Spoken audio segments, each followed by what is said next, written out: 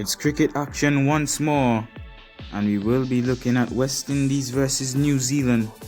There's the end of day 3's play. Blackwood finishing on 80 of 98 not out. Joseph also not out with 59 from 73. And their total at that stage was 196 for 6. West Indies in a lot of trouble, and they somehow needed a miracle to win this all-important first test match there in New Zealand. The bowlers for New Zealand: Southey 1 for 40, Bolt 1 for 47, 2 for 62 for Wagner for his 11, Jameson 1 for 33, and Mitchell, of course, only bowled the 3 overs, 1 for 7. And now there's that look at the bowlers. So we will be looking at day 4's summary there. Blackwood finishing on 104 of 141. Of course, he was not out overnight and did end up making his century. Unfortunately, Azari Joseph couldn't get up to that century, finishing on 86 of 125, being gotten by Kyle Jameson, caught by the substitute fielder. And there was the end of the match with Gabriel, the last wicket to fall. Southey 1 for 64, Bolt 1 for 63, Wagner picking up 4 for 66, Jameson 2 for 42, and then Mitchell there. Of course, he didn't bowl any more overs from day 3. And that was the end of the game.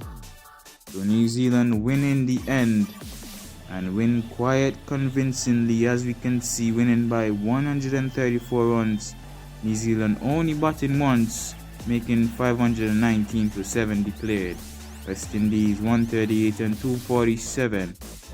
It was not enough. In the end, it was the captain, Williamson, who was the man of the match for his brilliant double century, and New Zealand take the first test match. On now to Australia versus India in the second T20. Of course, India winning the first one. And there's Australian batting first. Wade 58 of 32. Steve Smith 46 of 38. Henriques and Maxwell both chipping in there with 20s to help Australia get up to a decent total. And then the Indian bowlers, Deepak Chahar, he went a long way, none for 48, an economy of 12 runs and over. Sundar, none for 35, he wasn't that bad. Thakur, 1 for 39. Natarajan, he continues to bowl well in this series, 2 for 20. And then Chahal, after a brilliant game last game, he went a long way, but picking up that wicket, 1 for 51. Then the reply for India. What a game it was in the end. 30 of 22 for Rahul. The 152 of 36, which got India off to a really good start.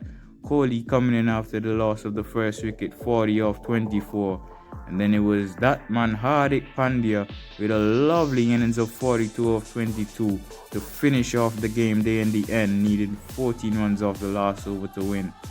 Then the bowlers for Australia, everyone bowled there. Sams 1 for 41, Abbott none for 17, Andrew Tye 1 for 47, even Maxwell got a bowl, none for 19 off his 1 over. Swepson 1 for 25, pretty decent there.